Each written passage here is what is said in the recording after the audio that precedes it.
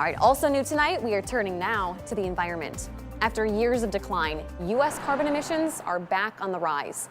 A report by independent economic research firm Rhodium Group claims they went up 2.4% in 2025. Analysts say some factors causing the increase include power-hungry data centers, crypto mining, and colder weather, which causes furnaces to work harder. Now, this rise in emissions comes before the Trump administration's pro-fossil fuel policies are set to go into effect. And all of this was top of mind in November as world leaders and activists met in Brazil for the United Nations 2025 Climate Change Conference. Also in that room was a familiar face, Western Illinois University Professor of English, Everett Hamner, who joins us now. Professor, thank you so much for being here with us. It's a pleasure. All right, how did you end up in Brazil at this conference? I taught a course last summer at Regent College at the University of British Columbia on climate theology and storytelling that built some attention and led to an invitation to be a UN official observer in November. And this was your first time going to this conference? It was. Wow. Yeah. Well, as a teacher, as a professor, you often kind of double dip between English and also science and climate. Why do you think it's so important for your students to get a good grasp of both connected? Yeah. It is a long myth in our culture that we need to focalize only on a profession or only on building our soul, our self, our broader understanding of the world. We need both. We need skills and we need background understanding. Climate is about the spaceship that we're all flying around in. And if there's anything that we should all care about, it's the endurance and the capacity of that biosphere to serve us and our descendants. So you go all the way to Brazil for this conference. What was it like? What were you hearing and seeing? 50,000 people in what feels like a huge indoor mall, a very constructed set, in which people from every nation in the world wearing their traditional clothing are interacting. And in some of those cases, the interactions are very substantive. There are one-on-ones and small groups where people are hearing each other across big cultural divides. I had a long conversation with a woman from Saudi Arabia about her family's oil and what it would take to move away from that extraction.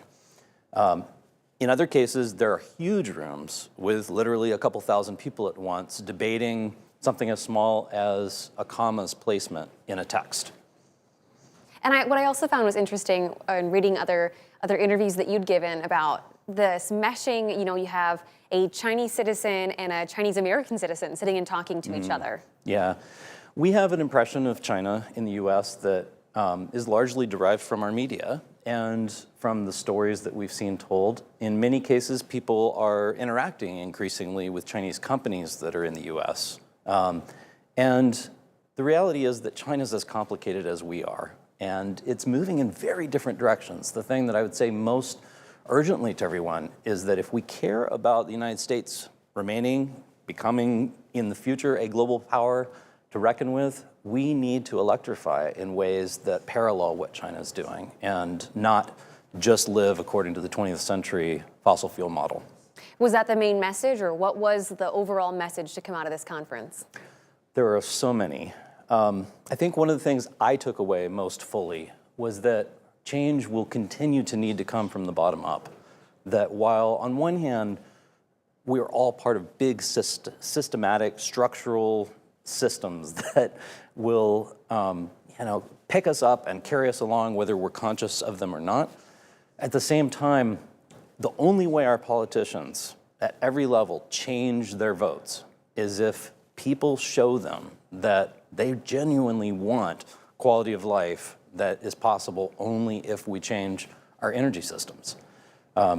That shift in mentality and that building of political will can only come through new stories. And that's where an English professor gets involved.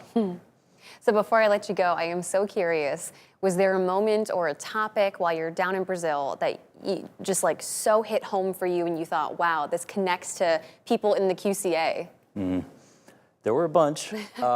One was when fire broke out in the facility, and I suddenly saw that moment in the movies where you have 500 to 1,000 people running at you and screaming.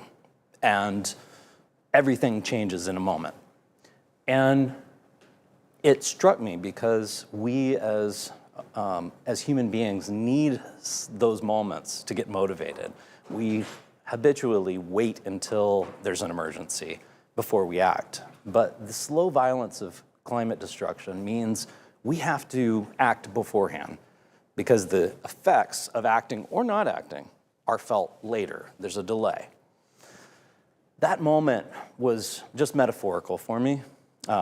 Most people ended up safe. There were 13 people with smoke inhalation problems. The conference was delayed 6 or 8 hours. It was weird, but on a bigger level, that is where we are as a species, needing to plan ahead and recognize that what we do now, very much now, is determining what we'll be dealing with a decade out or more.